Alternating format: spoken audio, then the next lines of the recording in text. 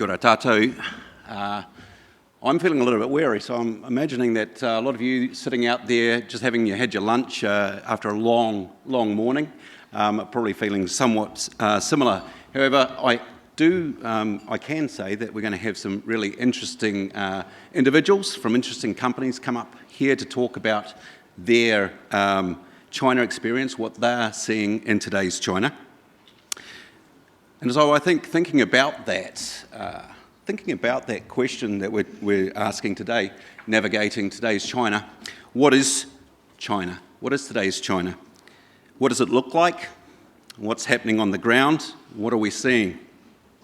What does it feel like? What's the vibe? Is it all doom and gloom, as many media outlets would have us believe? How does it work?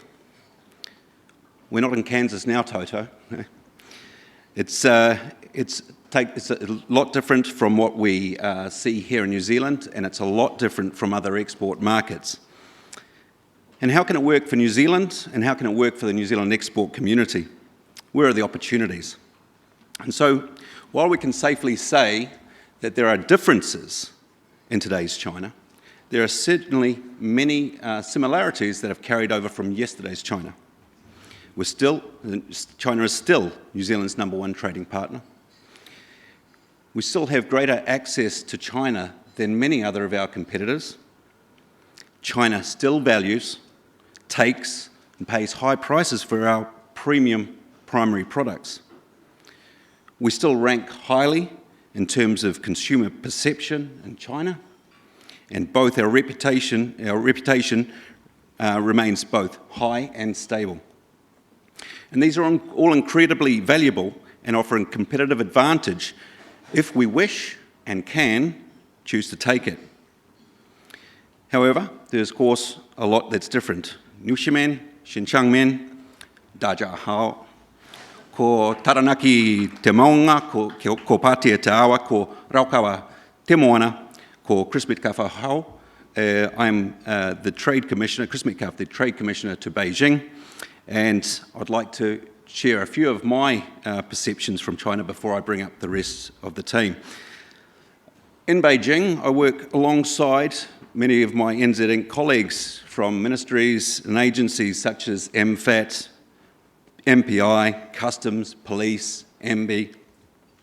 And as a collective, over the last 30 to 50 years, we have been able to gain access and maintain access to a massive market, the massive market that is China.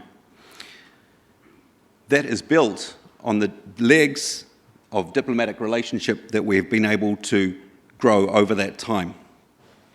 Now, one of my predecessors, Liam Corkery, who I'm sure is out there somewhere, I haven't seen him yet, suggested to me about 6 months ago that as Trade Commissioners, we're nothing but sports commentators. If I'm being honest, it hurt a bit. But the truth is that through the FTA, through the relationship that we have created, the NZ Inc. Ministries and agencies have created, we've got the access to one of the biggest stadiums in the world, and it's our exporter community that is out there doing the hard yards on the pitch, and that's where we'll get to listen to these 5 exporters today. But before I get to them, I'll just quickly jump into 3 things that I see happening on the ground. The first thing that I see happening on the ground is that Chinese are proud to be Chinese and proud to do Chinese. Guo Chao, very popular at the moment, especially among the younger generations, where we've seen a renaissance of sorts of the way they think about China and its place in the world and its historical contribution to the world. Xinzhongshi, neo-Chinese style. Just the other day, I had one of my colleagues send me a photo of her 7-year-old daughter wearing the most beautiful outfit, and this is the return to wearing a new twist on traditional Chinese clothing. And we can see that Chinese have moved from Western goods, just having Western goods, to having Western goods with a twist in it. So just the other day I went to Seesaw coffee shop in Shanghai, and on offer was a grapefruit sweet potato cream cheese latte. Now, I didn't have that, and I'm sure it might be hard for some of you to stomach, but the truth is it's there, it looks good, and I might have to try it on the way back. But it's that or passion fruit IPA or Nikes, but not quite the same as they would be in the US. They've got all that Northern Asia cuteness about them. Second, transitioning to a lower pace growth, but from a higher base. There is a gradual acceptance, I think, amongst the community in China that growth won't be the same as what it was. And that is a hard thing because many people that are 45, maybe 40 and under, have only ever experienced 7, 8+% growth.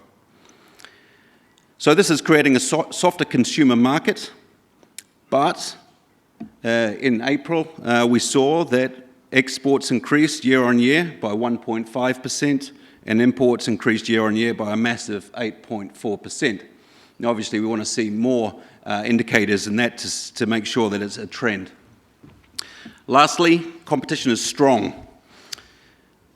So a soft consumer market, a more sophisticated consumer, and strong competition from our traditional competitors, not only our traditional competitors, but also domestic in fruit, dairy, meat, seafood, pet food, honey, health and well-being, is proving very difficult for us to work in. But we are seeing New Zealand companies win, and we're seeing them win when they're choosing to go into niche areas and double down on their efforts in there. So, enough from me. I'm going to now introduce up the team that will be with us today. So I can ask Tessa Davis from Aura Innovation, Andy Chen from Comvita, and Mike Underhill from Port Nicholson and Chairman of LENZ, Lobster Exporters New Zealand. And we're going to go online to Zoe Lee and Ping Ho of Fisher & Paykel Healthcare. I'll probably sit there. Hi, Zoe, can you hear me? Hi, Grace. Yes, I can. Very good. We're going to start with you. So what we'll start with is just a very brief introduction from all of these people so you can get a context on the answers that they'll be giving during this presentation, this panel session. So Zoe, can you lead away, please?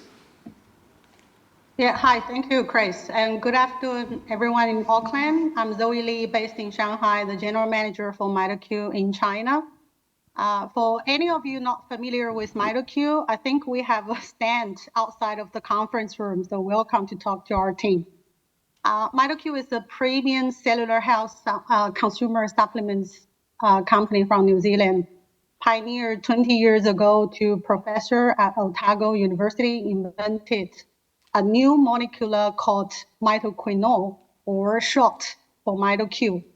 The company was established 10 years ago to bring this innovative health solution to consumers around the world. We are headquartered in Auckland, manufacturing in New Zealand, and export our products to China and globally. So we officially entered China market back in 2018, and last year we set up our wholly owned entity in Shanghai. Now China is our single largest market. I'm very honored to be here to represent MitoQ and share our journey in China market. Thank you. Thanks, Zoe. And to Ping. Hello, everyone. Good afternoon in Auckland and good morning from Guangzhou here. I'm the General Manager for Greater China of Fisher & Paykel Healthcare. I joined Fisher & Paykel since 2001 in Auckland and relocated back to China in late 2003. It's over 20 years now. We starting the business from almost nothing. After 20 years, we are a very significant player in the world. Our product, probably people not very well known, but is mainly for ICU in emergency department. And also we have a home care product is for the OSA product. Thank you. Yeah, I'm happy to share our experience today with the audience today, with everyone. Perfect. Thank you very much, Ping. And now I'll hand over to Tessa Davis. Tēnā koutou katoa, ko whanganui a tara te maunga, ko waingongoro te awa, ko takitumu te waka, ko waimarama te moana, ko Ngāti Kurukuru te hapu, ko Ngāti Kahungunu te iwi, ko Tessa Davis ahau.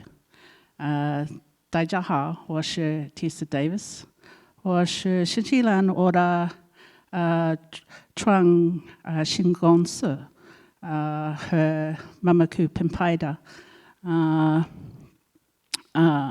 我是创始人和联合主席，谢谢大家。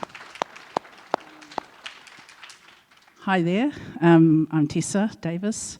I am the founder and co-chair of Order Innovation New Zealand and the MitoQ brand. We do functional skincare made from the MitoQ plant, which is the black tree fern. And we've been in China, very new, just over 12 months. Kia ora. We'll jump on to Andy. Kia ora, everyone. Last year I was here, so Chris talking about the exciting growth journey in China market. This year we're going to talk about something different, Justine. The interesting timing for us to be here, Comvita, and then this morning we push out 2 NZS announcements. So originally this chair was supposed for my China GM Henry, and then so I'm taking over this chair to make sure he will not overshare.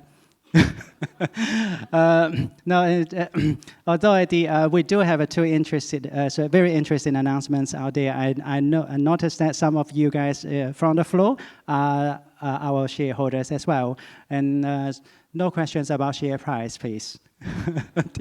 I do have lots of positive messages on top of that announcement, but as didn't allow me to share over there to avoid misleading, I'm going to share from here. And Mike. Tēnā koutou katoa, no pōneke hau kei Port Nicholson Fisheries hau mahi ana, ko Mike Underhill tōku ingoa. 大家好，我是戴德尧，来自惠灵顿，我是尼克森渔业公司的营销总监。另外我们的公司是那个活龙虾的出口到中国。另外我是新西兰的龙虾商协会的主席。谢谢大家。Hi everyone, my name is Mike Underhill. I'm from Wellington. I work for Port Nicholson Fisheries as the head of marketing. I'm also the chairman of the Lobster Exporters of New Zealand, which is why I'm here today. Thank you very much.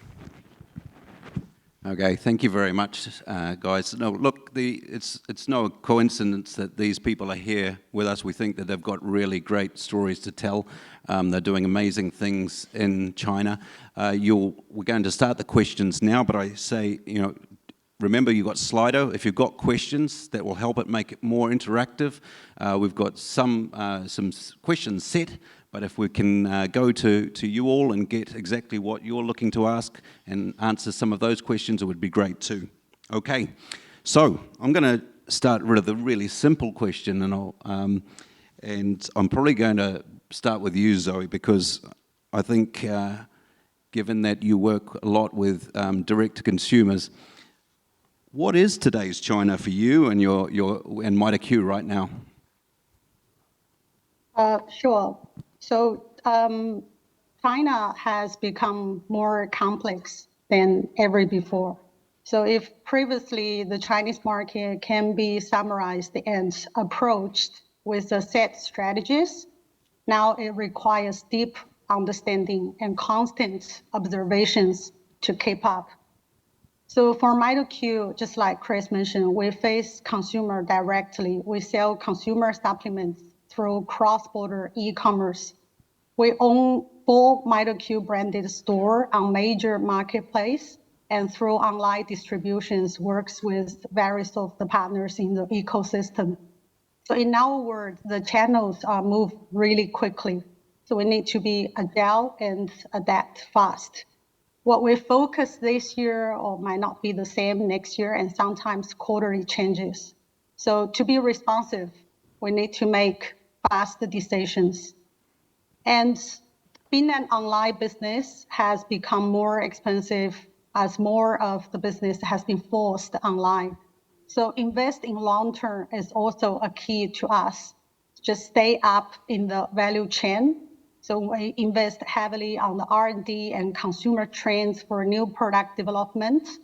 Like for example, how we respond to the post-COVID shift in consumer health priorities, how we bring the new products of what consumer they wanted and how they wanted it, at what price, and through what channel to them. And can you, just one thing on that, Zoe, I thought it was quite interesting. So you're having to make decisions faster. How does that work with you feeding back to New Zealand and changes being made here in New Zealand? How do you find that? I think it requires a collective efforts at all different levels across our company. At the exec level, like for example, we have 2 execs coming to China in Q1, and our CEOs coming to China 3 times a year. And our even at operational level, I think the global team and China team are working very closely. And from on the ground to us, now we've changed the consumer marketing team completely to Chinese and all based in Shanghai. Okay, so local people on the ground and Kiwis getting up to market often. Thank you. It seems like China speed just got faster. Mike, you've got a long history with China. How are you seeing it? What is today's China? Today's China. Personally, I remember being in Beijing in 1996 and driving in a taxi through the city and seeing, in the middle of summer, seeing people out on the street because they didn't have air conditioning. They would sit on the street and watch TV collectively. And if you compare that with today's China, where consumption of everything is up and ownership of things like air conditioners is also through the roof, there's far less of that mingling of people and that collective consumption of everything that we used to see. And that in the lobster sector, that's manifested as, you know, many more importers. Back then, I think only 7 countries maybe imported lobster into China, countries imported lobster to China, and now there's more than 25. You know, the industry itself is 20 times bigger than it used to be, but it also means that the consumption is happening at an individual level. And now for exporters as well as for brands, we need to be much more conscious of how those individual drivers of consumption can be managed. It's no longer a collective kind of decision. It's not a collective problem to solve. And so that makes it much more complex when you're trying to deal with a market like that. I think it's and one of the things that I've enjoyed about seeing this groupings of companies, Lobster Export New Zealand, is the ability to work together to try and grow the pie. You know, so it's really interesting how you're sort of looking to tackle that problem and that, you know, more fiercer competition by actually joining together to this competition. I think it's known as. I'm going to jump over to Ping. Ping, you work in quite a different area from both Zoe and from Mike. So what is today's China for you, Fisher & Paykel Healthcare? Yes, I think today's China, the healthcare is still growing, particularly post-COVID, because I mean, in our industry, we have a word say, next China is still China. It means that the next biggest market in the world for medical equipment is still the China market. I'll give you an example. And now, is in the coming 5 years, there's 2,000 new hospitals being built in upgrade. And 2000? also another one. Was that 2,000? 2,000 new hospitals. 2,000 new hospital. And also we have all those specific names on the government's document is available everywhere. And it is the information you can check online. You can also check this new hospital on the Baidu map, right? And also, I mean, this site is on top of the current existing hospital demand. So where can you find another market like this in the world, right? In healthcare also is the very important part of the government's policy, the long-term policy. They call it the Healthy China Construction, 健康中国建设, the Healthy China Construction. So it means a lot to many companies in New Zealand, not only for hospital, medical equipment, and also for nutrition, elderly care, and just you can imagine, because Healthy China is a cover the whole very broad sectors of the business. Yeah. Yeah, I can see, you know, just through general conversation of New Zealand companies that come through Beijing, Shanghai, into the New Zealand Trade and Enterprise offices. You know, a lot of them are talking about that policy. A lot of them buying into it. It can be food and beverage. It can be, you know, services such as Les Mills, which we'll hear about later, but also for manufacturing companies like yourself. So really, really interesting space, and people are willing to pay more. I don't think it's just a China national policy coming down from the government there, but also it's something that the general consumer's really interested in. Yes, it is. Because we have the home care business as well. So what we sell the home care product to patient, they use that at home for sleep apnea treatment. The business is still going very, very fast. One of the best performed market in the world.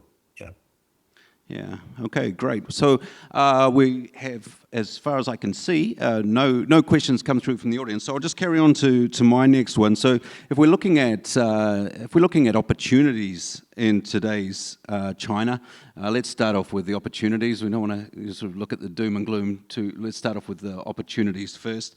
I'd like to know from you, Tessa, perhaps, you know, what are those opportunities that you're looking at? You're a consumer good.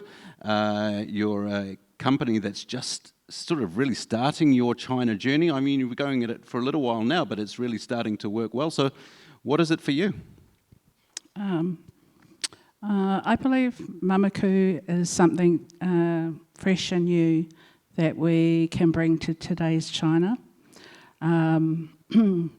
Because, well, we're a Māori Chinese company, so we bring those types of values, Māori values, along with Chinese values, and we blend that together to bring that type of understanding in what we do. So yes, we do skincare and functional skincare because we really want to help people with their skin issues like eczema, psoriasis, etc.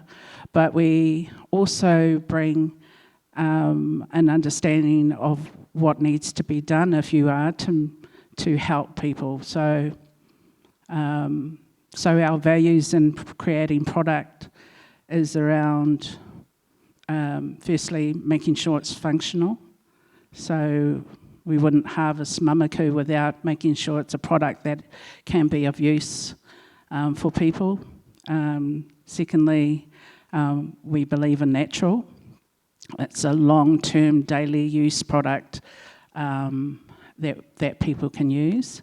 And thirdly, we believe in science-backed. So that's Western science and Mātauranga Māori, which is our understanding of how we look at the world and our knowledge system.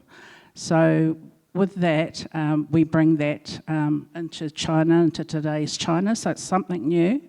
They don't. I don't think there's another brand, skincare brand, in market there at the moment, and we are introducing a way of thought.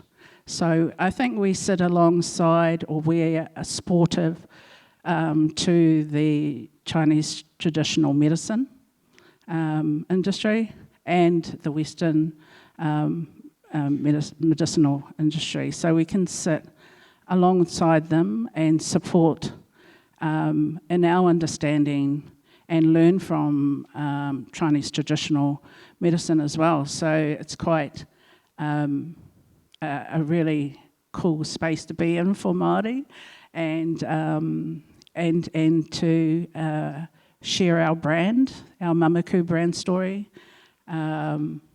They really love knowing that the provenance of the MitoQ comes from Aotearoa, New Zealand. So the provenance, our authentic story. The founders are myself and my two sisters.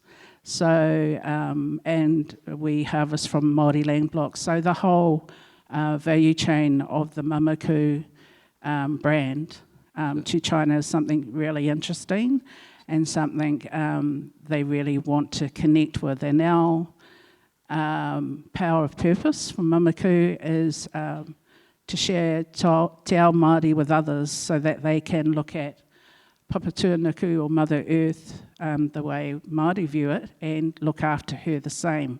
So it's really important for us to have strong relationships, especially in China, and to share with them and them to share with us. It really feels like it feeds into a little bit about that health policy and the health trend that we're seeing in China as well. You said something right at the beginning. It seems an opportunity in itself, which is Māori Chinese company. So I don't know if you can just spend a minute or so talking about how that, how does that help you in China? Oh, it's been an amazing journey. Fortunately for us, we have a partner that has second generation history of Chinese traditional medicines from Yunnan. So we all know how beautiful Yunnan is for their natural medicines.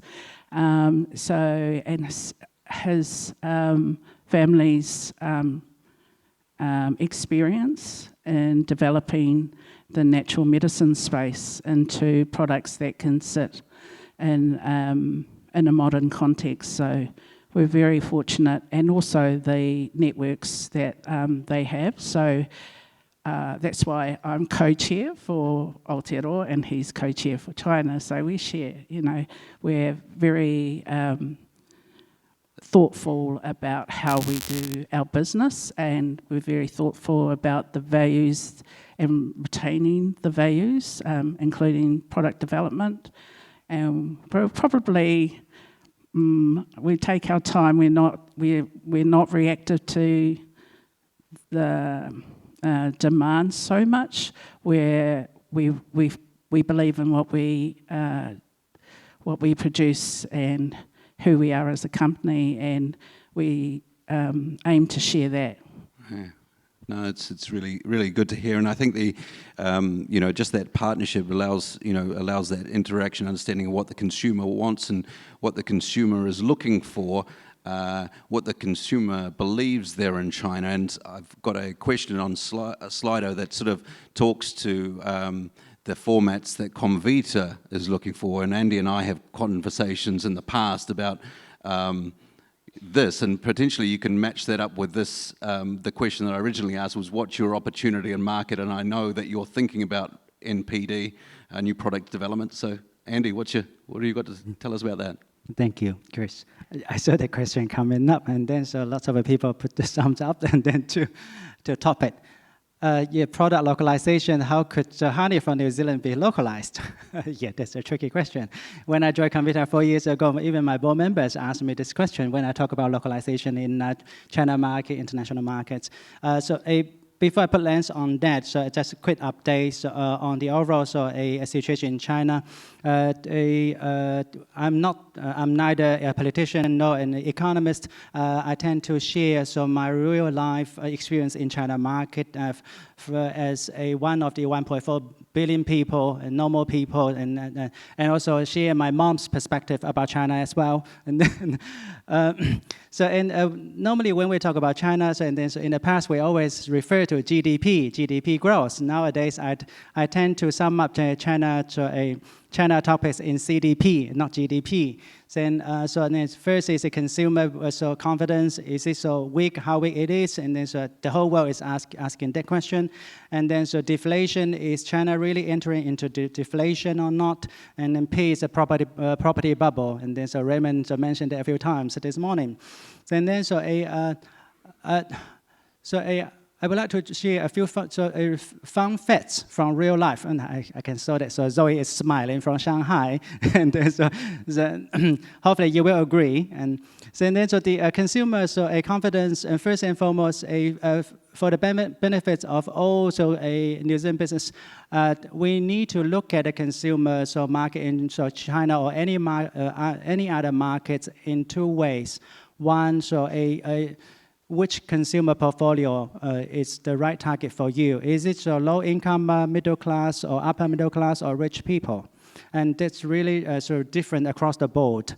And for example, for Comvita product in China, and largely across Asia, our main target audience, they are upper middle class. So we do have a certain percentage of entry-level middle class, but they are not our main target. So and then we further put LENZ across our category. So for example, our Manuka honey, before I talk about localization, 5+ is our entry-level product, and all the way to 20+ and 25+. So fun facts now. My hardworking team, table 35, and including our group CMO, Monica, and the whole team all here, they worked really hard this morning to display our products out there. During the break, you can ask the team about the price point of each product. For example, our 25+ Manuka honey, honey jar, 250 gram, the tiny jar. Then the price in New Zealand dollars is nearly 700 New Zealand dollars. And while we are speaking, and then so one of my shops in Shanghai reported back, and then 12 honey jars by one customer.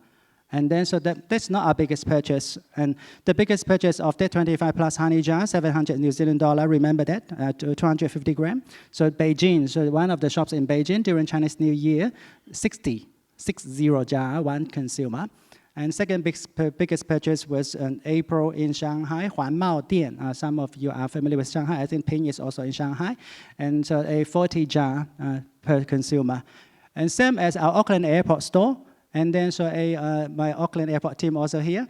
And then 3 days ago, and yeah, they sold our 25+ to 2 consumers. One is a 6 jar, the other one is the 12 jars. So and then, although our NZS announcement had a bit of a mixed message this morning, I will talk about that. So we do have a bit of a learning in China market in the last 4 years, nearly 4 years now. So during the pandemic and moving out of a pandemic, China market is evolving so quickly with a thundering speed.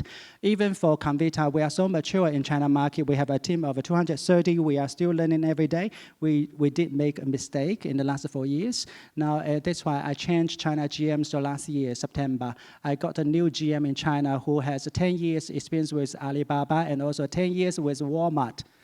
Then it was gigantic retailer, but online and offline. Then,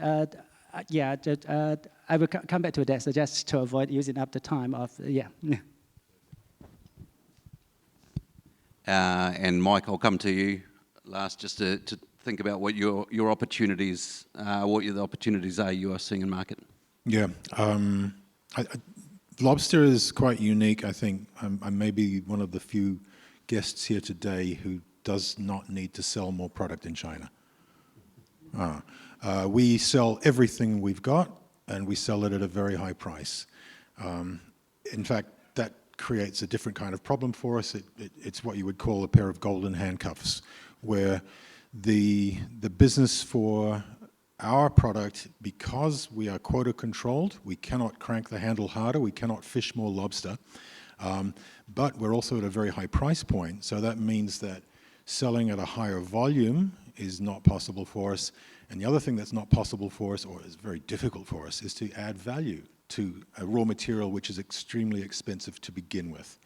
So those are the, volume and value are probably the two go-to strategies for most exporters who are trying to improve their overseas business. It's not available to us. So for the exporters, as well as individually as well as the group, it's really, it's a branding thing that we now need to focus on. And the opportunity, if you like, but it's also the thing that's been a barrier for quite a few years now, is that New Zealand lobster is actually called, colloquially in China, it's called Australian lobster. There are historical... That's another thing they've taken. It's, yeah, if we have if anyone's keeping a list of gripes about Australia, you can add that to it. But if that foundational understanding of what the product basically is, if that foundational understanding is missing or incorrect, it makes brand building for any individual company quite difficult, or it undermines the effectiveness of that. So I think that the big step forward for LENZ is that as a group, we've agreed that this is a problem for us all, and at least within the scope of a project that we've now embarked upon, we've agreed to put down our competitive armor, and we are working collaboratively thanks to NZTE and your money. We are collaborating to now start a campaign to shift that usage of the word aolong to Newlong, which is a colloquial way of saying New Zealand lobster. And then to begin with 100 chefs in Shanghai, and through a year of effort focusing on those 100 celebrity chefs to ripple out the usage of that name to others in the food service sector, ultimately to consumers. So I know that may be so specific to our sector that it's of almost no relevance to anyone else here, but the thing I would want to just underscore is that because so many New Zealand exporters or food companies are so small, it creates a huge challenge to get into a market like you've done, Tessa. How difficult it is to get there, and it's what it's showing LENZ and the lobster exporters is that sometimes it's necessary to rethink what competition means in order to be able to grow. Yeah, fascinating. I think for me, it's just been one of those, the best cases I've seen since I've been in China of New Zealand companies working together. We've also seen New Zealand Apple companies come together for their launching this year, which has been really fantastic. So we're starting to see, in some cases where we don't have scale as individual companies, when we can come together as industry sectors and put down the arms for a while and say, well, let's make that pie bigger, and then we can share it out later. So yeah, it's great to hear. Look, I've got a quick question that's come in, and I think, well, gee, there's a lot that have just come in. I'm going to go to you, Zoe, because people are asking you a lot of questions here. So first question for you, Zoe, is, and I'm going to ask about 2 or 3 in the same lot if you want. Zoe, is MitoQ a Chinese-funded or Kiwi-funded company? And also, and also people are interested in understanding how you created or build up your China team in MitoQ, and what are your challenges from that? Yeah, so Chris, the receiving is not very good. So can I just recap? As MitoQ Chinese owned or Kiwi owned, and how we tell our science story? How we form local team? Yeah, how you built up a team in China. Okay, cool. So MitoQ is a 100% Kiwi-owned company, and we were still a private Kiwi-owned company. So I've been working for this company for 8 years now. Started with the only Chinese employee. And last year I reallocated to China, so to establish the team from scratch in Shanghai.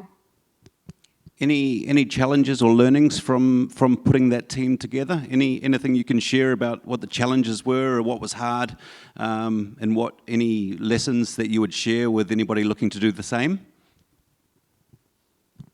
Yeah, I think, sorry, because yeah. yeah. Can you go?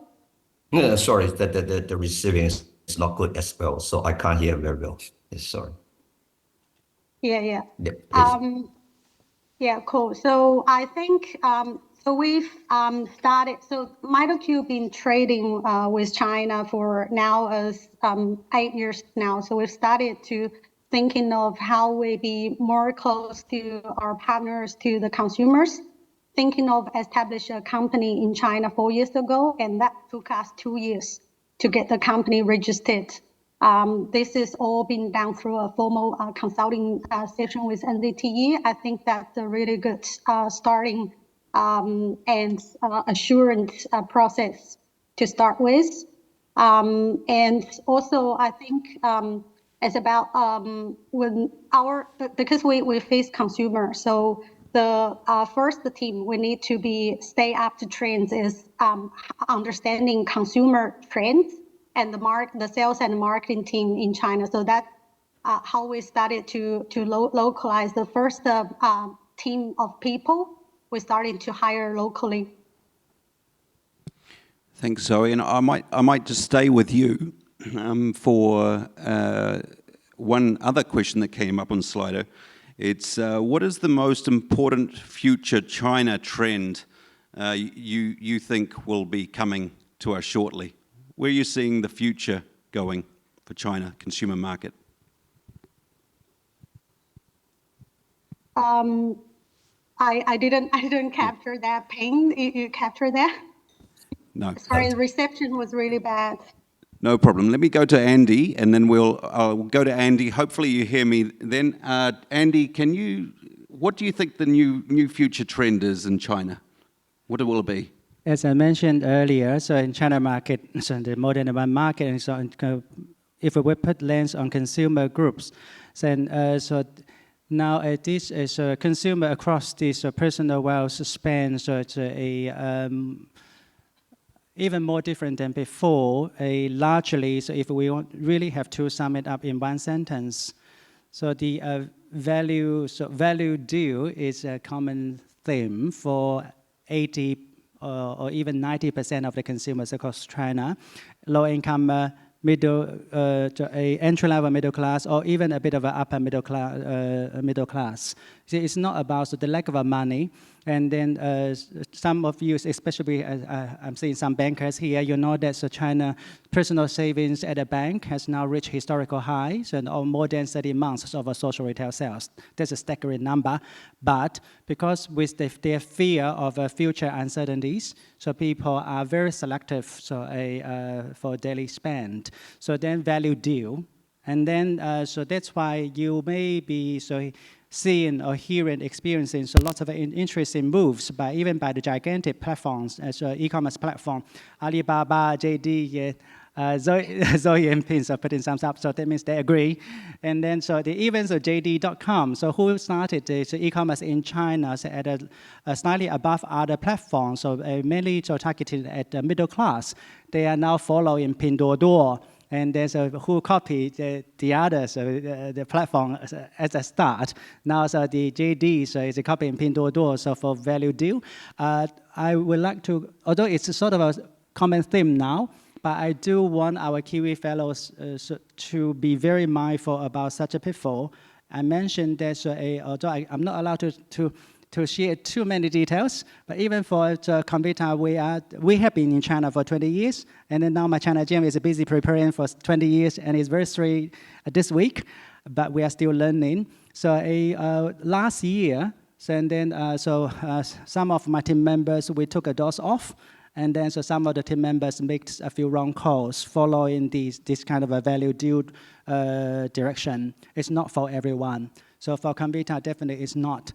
Last but not the least for this response, and what is the biggest learning for us is, so you do not need to try to satisfy or please everyone in such a vast market just always focus on your right target. And no matter how difficult, how challenging the situation is, so continue to engage them. For example, for us, I'm not saying middle class is not important, and I do not want to sound snobbish, they will become richer as well. So then, we online, last year, so we put lots of focus online, but online, so we had a larger percentage of middle-class consumers who are taking a bigger hit of the macroeconomic environment at the moment. But our upper middle class and rich consumers, they tend to shop offline. So last year we didn't show enough love for them offline. Now, so from January onwards, so we are also rebalancing our online-offline strategy. So we are seeing that a positive return now. So what I think we're seeing there is we don't have to, we need to be paying attention to the consumer trends, but we don't need to be following what all other companies are doing in the company trends and how they're trying to address their consumer market. Okay, I'm just going to ask Tessa, maybe one thing I remember is you came through, I don't know, about a month ago now, and I think it was like you went to 17 retail outlets, was it? Something like that. Is there any consumer insights, any trends that you saw happening or something that stood out for you? Well, those stores were baby stores, so we're in quite a few stores in Jiangsu province, so they chose 17 stores for me to visit, and one of the challenges for our brand is that introducing natural is quite a difficult thing because the consumer, especially for mums with babies, like quick, fast and cheap. So that's a steroid, and we're natural. So it is a challenge to educate our consumer about this. And but we find that stores that have, I suppose, a more affluent consumer base, we do very well in. Probably because they travel a lot, and but we are also in traditional Chinese baby stores, so they use traditional medicines, and we're one of the few foreign brands in those types of stores, and we've found they embrace us because we are natural, but it's an education, it's an education. Oh, education, and that's something that we'll come back to a little bit later. And I think your commitment to the consumer is incredible. One thing that I got told about Tessa is that to learn Chinese, she watches an hour of Chinese dramas a day to get to understand Chinese language, and I think that's the sort of commitment we need to be seeing. Not that hard, actually. It is. Yeah, Mike. Jump in on that future trend one. I'm going to interrupt with another perspective on the future trend. To me, when I saw that flash up, the obvious one was the silver tsunami. China's, and it was actually a question that I flicked over to our guest from ANZ, Raymond, when he was speaking. I was wondering what the impact of that would be on the economy and on demand for consumer products.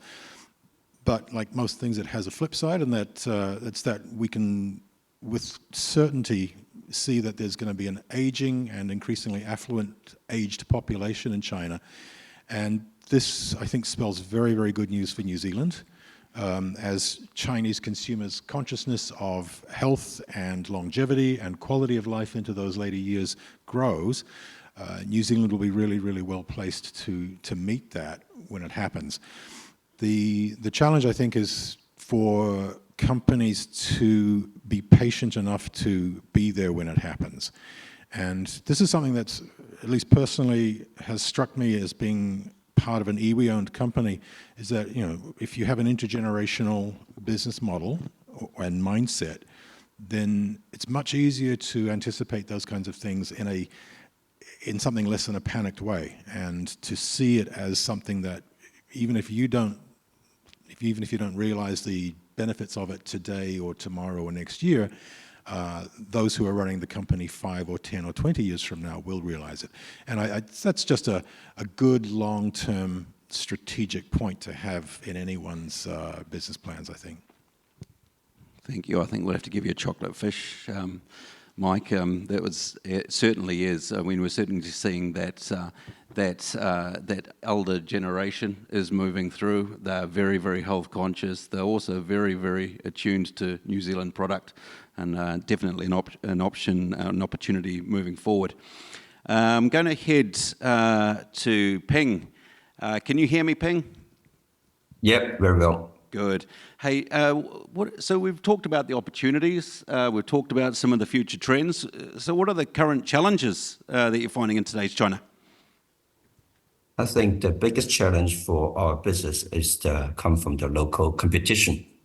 We are the market leader in the field, in our industry, but the local competition is getting fiercely, particularly post-COVID. So I think you need to defend your IP well, and also keep your product, the innovative education and relationship with the customer.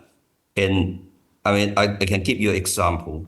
The high flow oxygen nasal cannula, I mean, this therapy is innovative therapy introduced by Fisher & Paykel in the world, first time. At the beginning, we just have 2 or 3 competitors. I mean, they make the similar product after us. But after COVID, can you imagine we have over 20 local competitors, 20.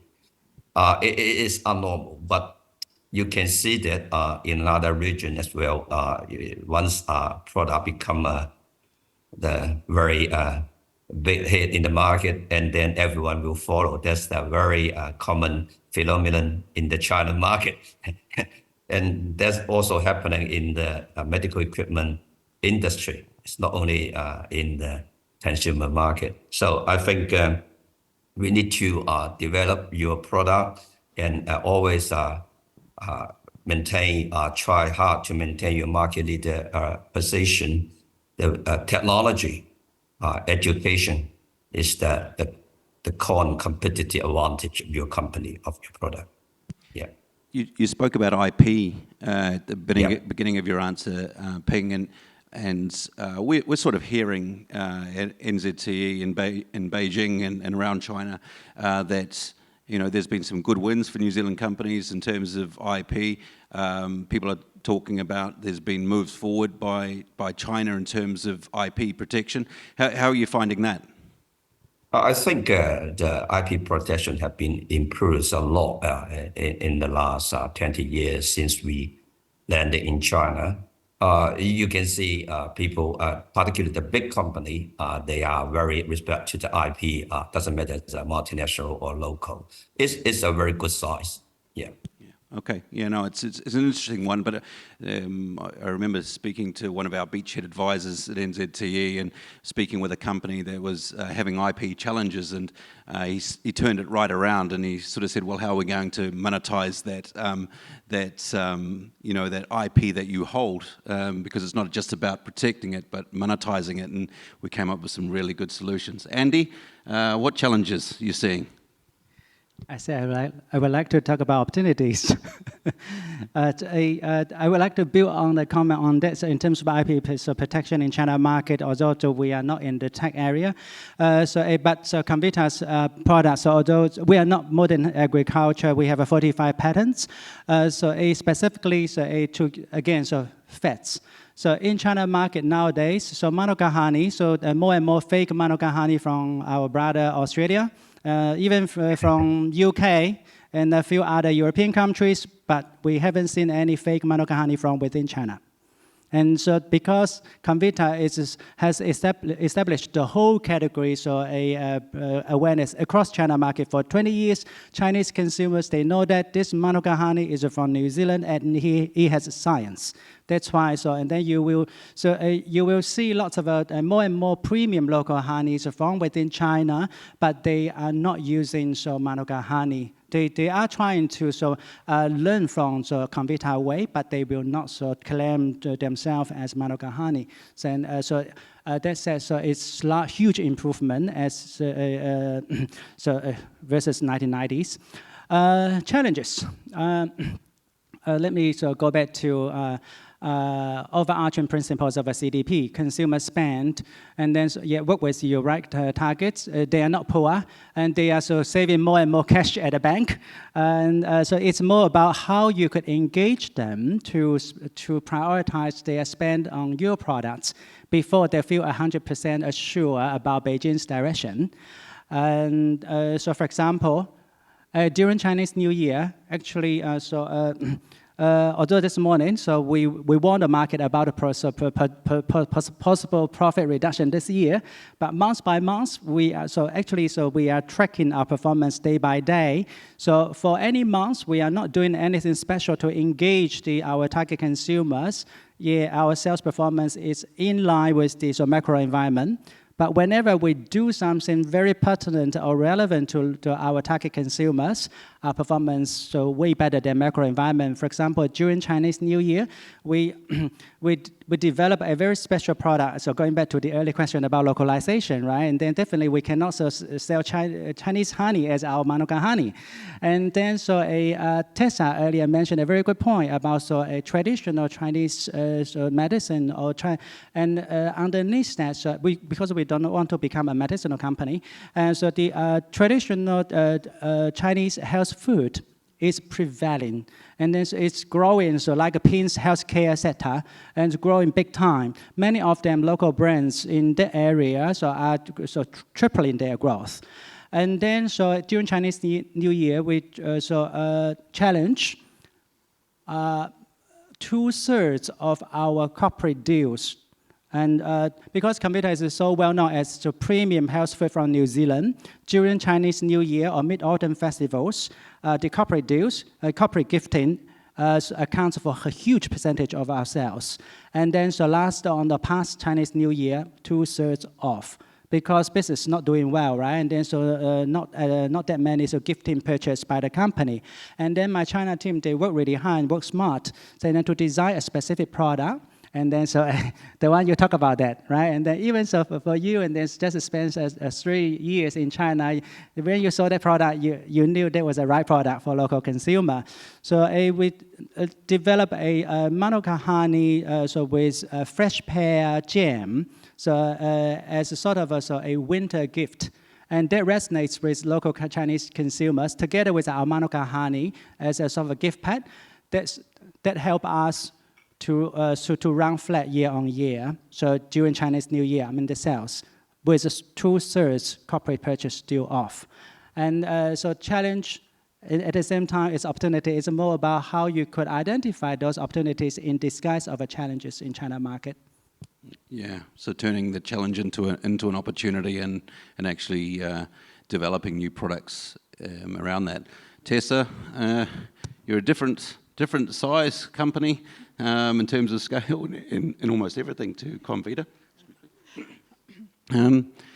Biggest challenges for you? I think the biggest challenge for us is marketing. The scale for marketing for a small company is quite a challenge in itself. And knowing so we're offline and retail, but learning about the online marketing and how we might address that, because it's quite a bit of budget for a small company like ours. However, we must have a strong presence online. So that's the challenge for us, and also supply and demand thereafter. But I think we're okay with that side. But yeah, everything's a challenge in that way. Okay, thanks, Tessa. We're going to try and bring in a couple of the questions that we have. We've got a lot of questions that talk about sustainability, how important sustainability values are. We're talking about provenance as well. So I'm going to build those into a question that I have around in China for China, and that's really how do we address the consumer markets. So if I'm going to go to, I think I'll go to Zoe first. Is Zoe there? No, we're left alone. Great, Zoe is there. Zoe, so the question is you know, how important is sustainability values, provenance for your product, and also what do you do you know, in China, for China, in China? Yeah, sure. Sustainability is not, I've been 100 honest, it's not a big part of our brand's component, but science is. So we've made a lot of internal changes in China, for China sort of strategies. But there is one thing I would like to mention particularly today is at a brand marketing level. So because we are not just another supplement who is selling commodities, we operate in a very innovative area called cellular health for healthy aging. So science is our DNA. We have like 700 research papers, including from Harvard and Cambridge. We think we are a very clinical, sexy brand, but still that is very challenging to effectively communicate that to Chinese consumers. So we partner with Chinese institutes to help us connect locally and stay relevant.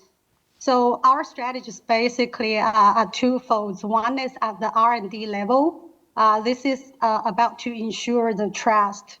So we're proactively collaborating with Chinese institutes through our global research platforms, establish the Chinese connections at the academic level and translating these into our key opinion leader storytellers. And at the NPD level is about ensure consumer perceived product efficacy at place. So we established partnership with China's #3 Zhejiang University for the real world clinical trials to produce data supported claims. So we build up all these as part of our brand, shaping our uniqueness and established numerous of the key opinion leaders relationships and or continue building up that as part of our brand tribe through them to engage with our Chinese consumers.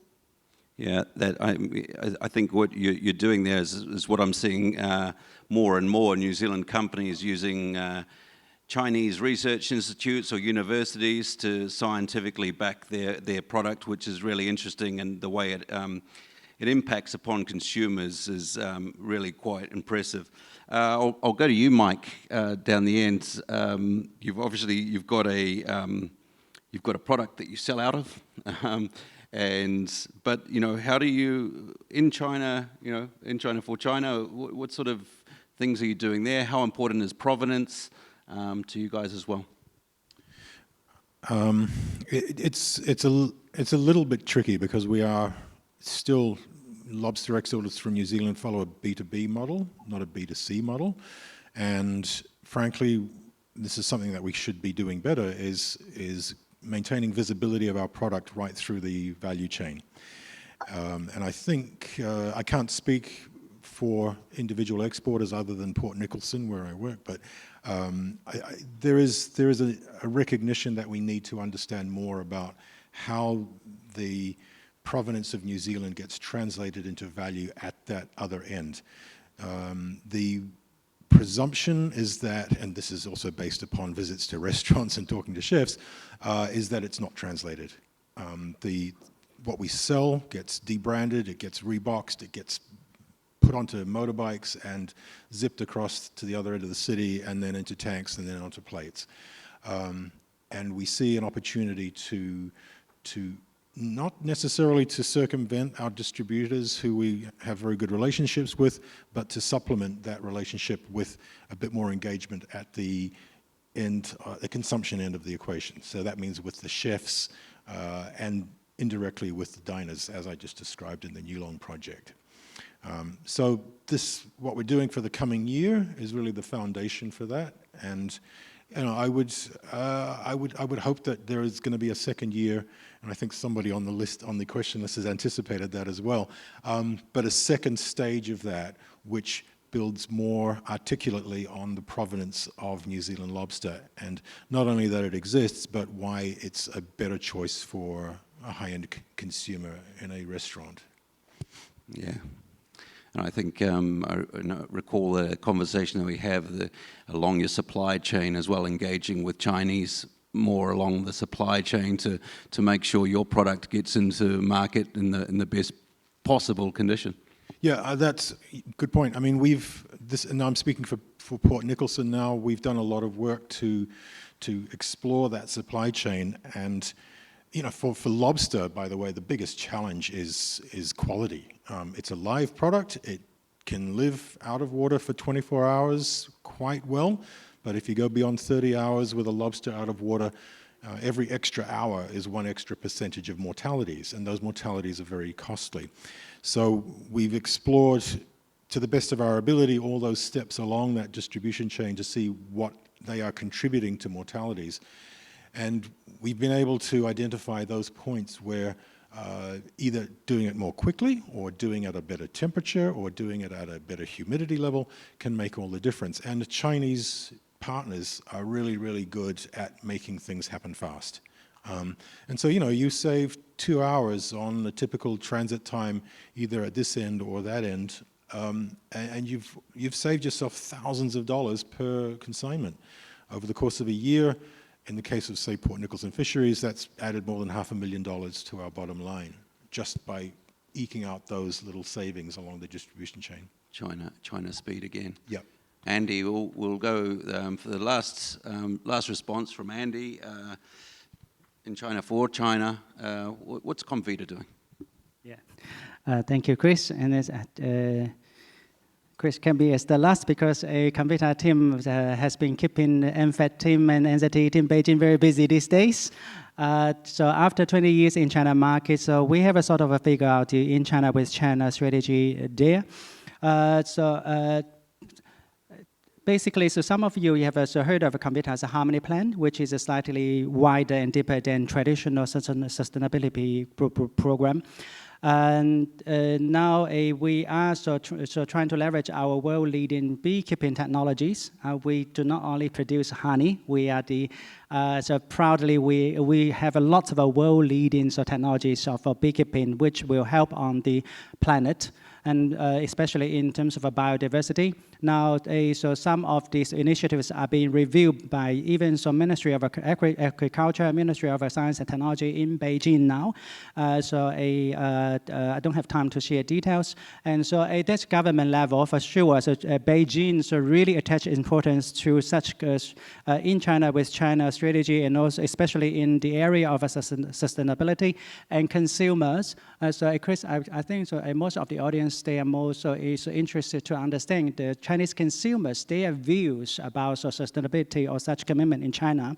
So and then oftentimes people will tell us, yes, some consumers, they are aware of sustainability, but they are not willing to pay extra for that. Correct, but there is a long math equation behind that. So now we have learned our way. So for example, last year, we tried to talk about our Harmony Plan, also a Harmony Plan localization in China through social media, so including the almighty little red book. It wasn't helping us too much, or it didn't live up to our expectation. It's a Harmony Plan, and not our 25 plus, and then not that I tried. We particularly develop a product, we call it a Harmony Plan product. We even changed that honey jar into a green color instead of our classic red and black. And then we selected a Olay to a channel that through with us. Sales-wise, not a lot because Chinese consumers still prefer our UMF honey. But then, so that helped us to reinforce Comvita's brand authenticity, and also there is a subtle implication. So in consumers' mind, in China, Chinese consumers, if they see something that you are doing not for profit purpose, then they will think, this business must have a good heart, a good conscience. Then your products must be good. And then, so that will support our premium price point. So no need to be direct, but it works. Thank you. Thank you, Andy. And from hearing all of your answers, it seems like it's been a real journey of trial and error, and until you find the right space. It's not always winning. It's about trying different things and seeing what sticks. I'd just like to say we're going to have to finish up now. We're just about to finish, so. Thank you, Ping. Thank you, Zoe, for being online. Tessa, Andy, Mike, for your time. Big round of applause for them, please.